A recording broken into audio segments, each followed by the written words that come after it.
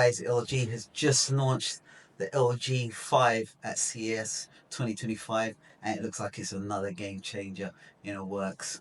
Welcome to the real spot. My name is Fabian. The LG G5 has arrived with some magic sauce inside, guys.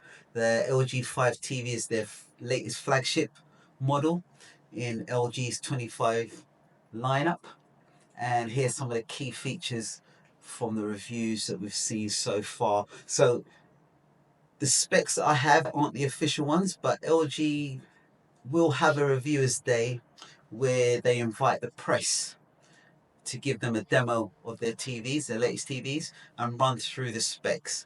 But this is what we know so far. So let's start off. So brightness, the G5 features LG's new brightness booster ultimate technology, making it significantly brighter than the previous models, and new OLED panel technology. Now, let's think about that. If that can be brighter than the G4, which was released last year, which was really bright for an OLED, then I think this is a game changer. And that to me is their magic sauce, because as you know, the G4 was using the micro lens array technology to boost the colors and to boost the brightness in the TV, which made it one of the well, not one of, it was the best TV of 2024. So it'll be really interesting to see this thing in the flesh, to see how this brightness is popping and the colors are even better. So yeah, that's one to look out for. Also, let's look at the performance of this. It includes the Alpha 11 Gen 2 processor, providing excellent picture and sound quality. Now, as you all know, you can have the best panel in the world, and we know that LG are the best OLED panel makers in the world.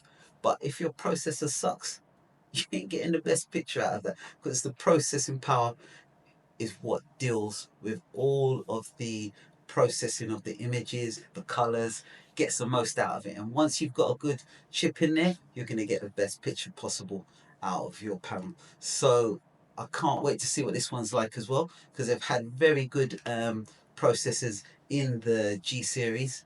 And also another manufacturer that has very good processing chips would be Sony, I would say. So it'll be interesting to see what Sony push out this year at CES. It'll be very, very interesting to see how they're going to compete against this new processor from LG. And let's move on to gaming. For all these gaming heads out there like myself, it's the first TV to have both AMD FreeSync and Nvidia G-Sync certified at 165 Hz. I mean, that's just making it a gamer's choice for a TV. Okay, it's going to cost you a lot, but you're going to get one heck of a buzz playing games off of something that has that kind of capabilities. And I think certified at 165 Hz, it's going to be super smooth. Plus, you've got AMD FreeSync and Nvidia G-Sync certified on the TV as well. Once again, my favorite word, it's a no-brainer. And the G5 design, if you haven't seen it, very slick design, very minimalist. And the back of that TV, how they've designed it is excellent. It's got like these cut out grooves for all the cable management will run, and even where the TV bracket is, because it comes with its own special TV bracket, because this TV will sit flush against your wall. You will not see no gap from the wall and the TV. It just sits flush and looks like a picture. It really is impressive to see. If you can go to your Richie Sounds or any of your hi-fi shop somewhere, or TV retailer, or Curry somewhere, you should be able to see that in action. And I must say, it's very, very, very, very impressive. And also, for the first time, LG are going to launch a 48-inch model of this flagship. And I think that is really, really good, because I think 55-inch, 65-inch, 77-inch, they're huge. And not everyone has the space for that, right? So I think if you can get a good quality TV, slick design like that, and a 48-inch, it can go everywhere, right? You can talk about small homes, your bedrooms, flats. I think that will sell a lot in the UK. And also you can use that as, once again, right, as a gaming monitor and a TV combo. So I think that really for me is a no-brainer on that one as well. I'll definitely give that a thumbs up.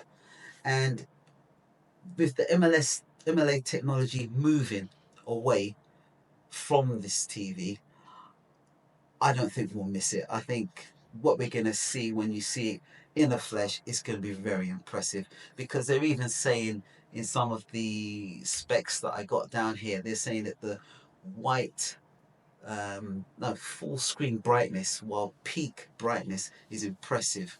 And it also, they're saying here that it's 40% higher brightness than its predecessor. Now, the G4, I'm sure that was rocking in at 3000 nits, so that was bright. I mean, that was, even if you're in a dark room, it can be eye piercing. So it'd be amazing to see what this is like.